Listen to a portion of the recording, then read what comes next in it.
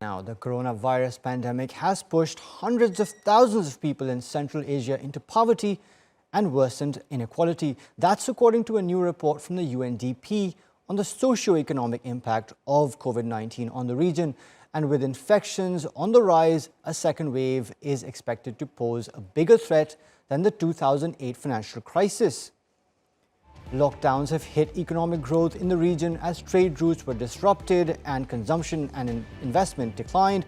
Household incomes have fallen sharply as jobs and working hours were cut to adapt to slower business activity. And migrant remittances have also plummeted. Central Asian economies rely heavily on remittances, mainly from Russia, which fell 23% in the second quarter. Now, for more insight into the report, we spoke to the UNDP's head of sustainable development, George Bouma. He says households and small businesses are the worst affected. The report found that around 45% of GDP is being caused by lockdown measures in four of the 5 countries of Central Asia. But the report also argues that the economic impact will also have significant impact on households and SMEs, which is much more difficult to measure than a headline indicator. But what we do know is that these impacts are more severe on those who are on the lower socioeconomic ladder in society. What some of the key findings show from the surveys that we've been conducting is that it's many of the smaller businesses, the self-employed and the smaller businesses who are most vulnerable.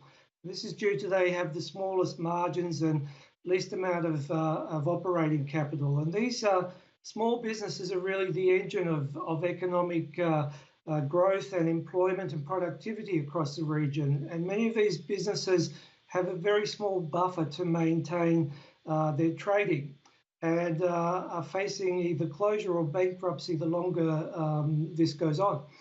And so the surveys have pointed to many of these businesses have less than probably 3 months to survive lockdown measures and significant economic impacts. High reliance on commodities in export baskets makes economies vulnerable to shocks, especially price volatility in markets as they go through economic contraction.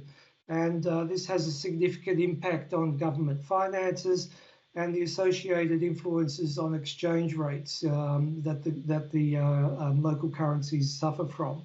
For example, earlier in the year, we saw a significant drop in oil and gas prices, which had a significant impact on the hydrocarbon-dependent economies in Central Asia, especially Kazakhstan and Turkmenistan.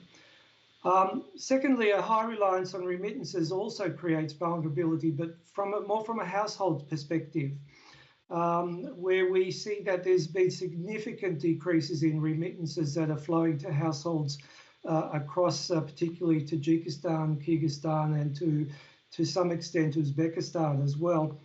And this is causing households to lose incomes, which in turn puts pressure on their ability to support their daily subsistence needs, and of course has the likelihood of pushing them further into poverty the longer this goes on. As we have reduction in remittances, many of the migrants who are overseas are coming home and putting additional pressure on the local labour markets and causing significant competition for these scarce jobs that are available.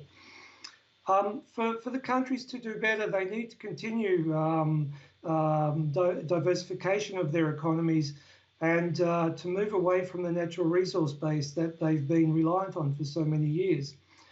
Paying attention to modernisation, infrastructure upgrading, long-term investment in human and social capital.